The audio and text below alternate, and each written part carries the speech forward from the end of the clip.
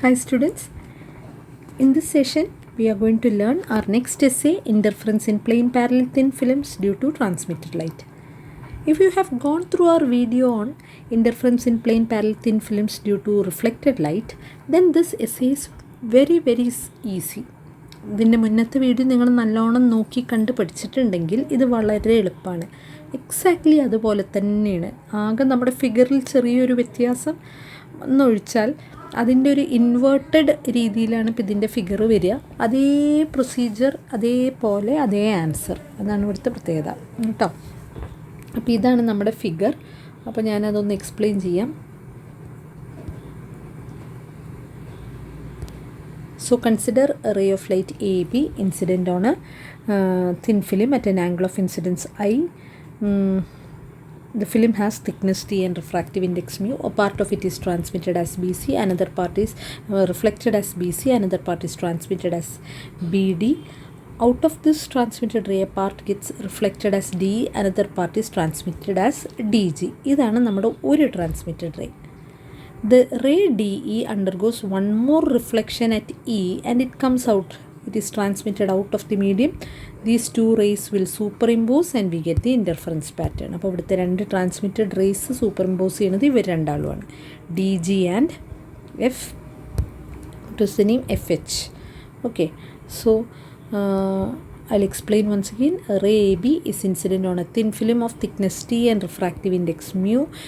A part of it is reflected as BC, another part is transmitted as BD. The ray BD undergoes a part of BD gets reflected along DE, another part is transmitted along DG. The ray DE undergoes one more reflection at E and it comes out of the transmitted out of the medium as FH. The rays DG and FH are coherent because they come from the same ray and they superimpose and we get the interference pattern. Okay, now if white light is used, initially ഉപയോഗിക്കുന്ന light white ആണെങ്കിൽ you get colors on the surface of the film. നമുക്ക് ഫിലിമിൻ്റെ സർഫസിൽ colours കാണാൻ പറ്റും. അപ്പോൾ ഇനി നമ്മൾ എന്ത് ചെയ്യണം? We have to find out the path difference between the two interfering rays, that is D G and G H F എച്ചിൻ്റെ ഇടയിലുള്ള പാത്ത് ഡിഫറൻസ് വേണം. അതാണ് ഇപ്പോൾ അടുത്ത പണി.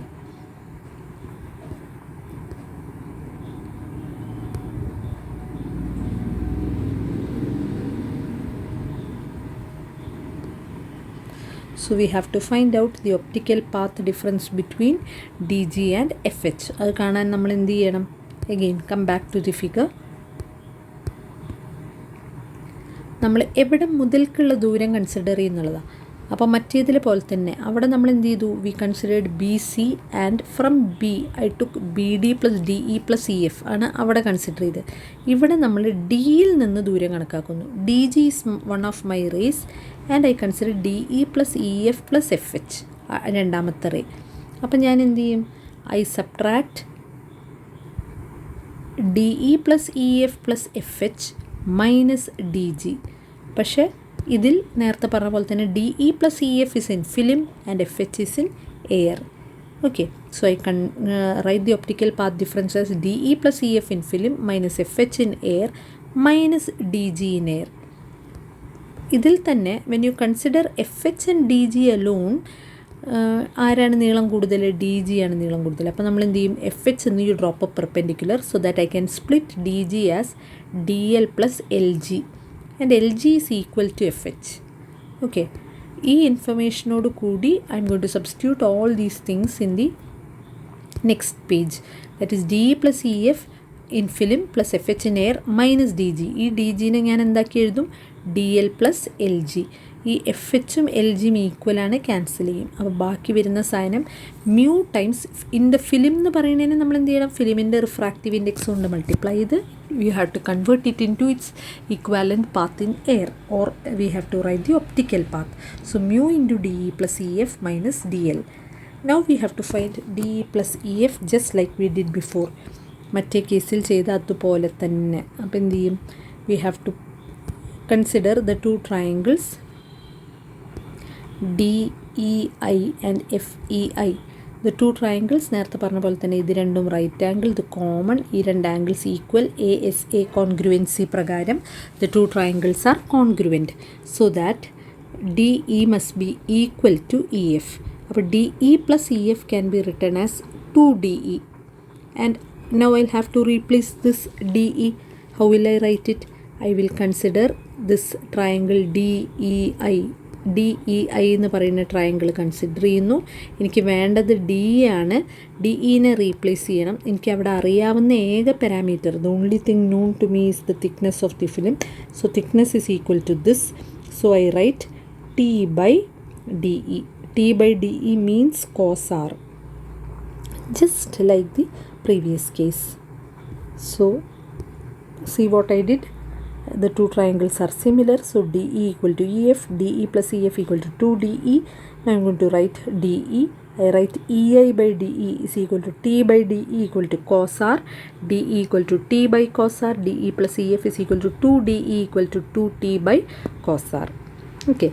Similarly, I'll have to find out what is DL. അപ്പോൾ നേരത്തെ ചെയ്ത അതേപോലെ exactly like in the previous case, I consider the triangle DFL and this angle is equal to I. How is this angle equal to I? അതാണ് ഇവിടെ നമുക്ക് അറിയാതിരിക്കുന്ന ഒരു കാര്യം. ഇത് I ആവണം. എങ്ങനെയാണ് I ആവുക? This is the angle of incidence which is equal to I. Now this is the angle of refraction which is equal to R. And this angle, അതായത് ഇത് ഇൻസിഡൻറ്റ് റേ, ഇത് റിഫ്രാക്റ്റഡ് റേ, ഈ റേനെ പറയുന്ന പേര് ശരിക്കും emergent ray. And we know, ചെറിയ ക്ലാസ്സുകളിൽ നിങ്ങൾ പഠിച്ചിട്ടുണ്ട്, angle of incidence I is equal to the angle of emergence. അപ്പോൾ ഈ ആംഗിൾ എന്തായി? I ആര്? This angle. ഒന്നുകൂടി വരയ്ക്കാം. ദിസ് ആംഗിൾ, ഇതാണ് ആംഗിൾ ഓഫ് എമർജൻസ്. ഇത് എമർജൻറ്റ് റേ ആണെങ്കിൽ എമർജൻറ്റ് റേ നോർമലുമായി ഉണ്ടാക്കുന്ന ആംഗിളാണ് angle of emergence. Angle of incidence will always be equal to the angle of emergence. അപ്പോൾ ഈ ആംഗിൾ എന്താണ്? It is equal to I. If this angle is equal, ഇത് നോർമലാണ് ഞാൻ ഈ വരച്ചിരിക്കുന്ന റെഡ് ലൈൻ. ഇത് I ആണെങ്കിൽ ബാക്കി വരുന്ന ഭാഗം ഇറ്റ് ഈസ് 90 മൈനസ് I. അതായത് ദിസ് പാർട്ട്, ഈ ആംഗിൾ എന്ന് പറഞ്ഞാൽ it is 90 minus I. So if you consider the triangle DLF, ഇതിൽ 90 ആണ്, ഈ ആംഗിൾ 90 മൈനസ് I ആണ്. അപ്പോൾ remaining angle should be I. അങ്ങനെയാണ് ആംഗിൾ DFL I ആണെന്ന് എനിക്ക് കിട്ടിയത്. ഓക്കെ. അപ്പോൾ from this triangle I find out what is DL. DL is equal to DL by DF ചെയ്യും. DF which is sine I. Sine I is equal to DL by DF. Okay. Or DL is equal to DF sine I. DF എന്ന് പറഞ്ഞാൽ it is DI plus IF. Or ഈ രണ്ട് ട്രയാങ്കിളും congruent ആയതുകൊണ്ട് DI equal to IF. Or I can write it as 2DI sine I is equal to DL. DL is equal to 2DI sine I. അപ്പോൾ DI എന്താ കണ്ടുപിടിക്കണം? This DI by T, അല്ലെങ്കിൽ opposite side by adjacent side. DI by T is equal to, ഈ ഫിഗറിന്ന് it is tan R. Or DI is equal to T tan R.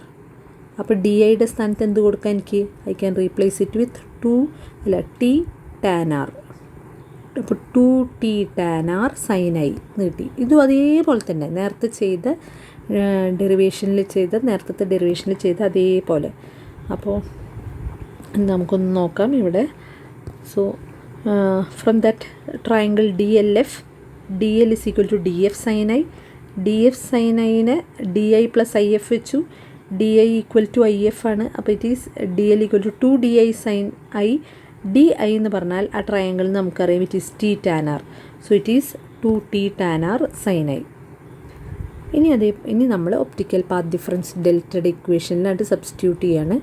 Mu into BD plus D, അതായത് ആ ടേംസിന് 2T cos R minus 2T tan R sin I. Okay. tan Rന് ഞാൻ sin R by cos R കൊടുത്തു. sin Iക്ക് ഞാൻ Snell's law ഉപയോഗിച്ചിട്ട് replace ചെയ്തു. മ്യൂ sin R വെച്ച് റീപ്ലേസ് ചെയ്തു. So that I get it as 2 mu T by cos R into 1 minus sin square R. So delta is equal to 2 mu T cos R എന്നുള്ള path difference, optical path difference എനിക്ക് കിട്ടി. അപ്പോൾ ഇവിടെ രണ്ട് superimposing rays പറഞ്ഞാൽ DG and F H. D G is a purely transmitted ray. അവിടെ റിഫ്ലക്ഷനെ കുറിച്ചൊന്നും ചിന്തിക്കാനില്ല. എഫ് എച്ച് എന്ന് പറയുന്ന ട്രാൻസ്മിറ്റഡ് റേയുടെ ഒറിജിൻ ഇവിടെയാണ്. അപ്പോൾ പക്ഷെ അവിടെയും rays travelling through the medium getting reflected from air. അപ്പോൾ അതുകൊണ്ട് അവിടെ അഡീഷണൽ പാത്ത് ഡിഫറൻസ് ഒന്നും ഇൻവോൾവ് അല്ല. മനസ്സിലാവുണ്ടോ? So there is no additional path difference. Here the path difference is simply 2 mu t cos r. അപ്പോൾ നേരത്തേക്കാൾ സിമ്പിൾ ആവുകയാണ് ചെയ്ത്. അപ്പോൾ ഇനി പാത്ത് ഡിഫറൻസ് കിട്ടിക്കഴിഞ്ഞാൽ നമ്മൾ എന്ത് എഴുതും? We write down the condition for constructive and destructive interference. If 2 mu t cos r is equal to n lambda constructive interference take place, that is the path difference between the interfering beam is a rays is an integral multiple of lambda, then constructive interference take place. Or if a particular wavelength lambda corresponds to or satisfies the condition for constructive interference, then that color will be present on the surface of the film. Okay, color of the film പറയുകയാണെങ്കിൽ പിന്നെ it is condition for destructive interference.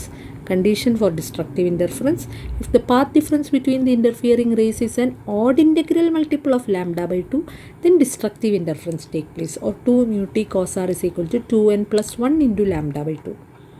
And if a particular wavelength satisfies the condition for destructive interference, then the color corresponding to that wavelength will not be present on the surface, or will not be present or will be absent on the surface of the film. Absent.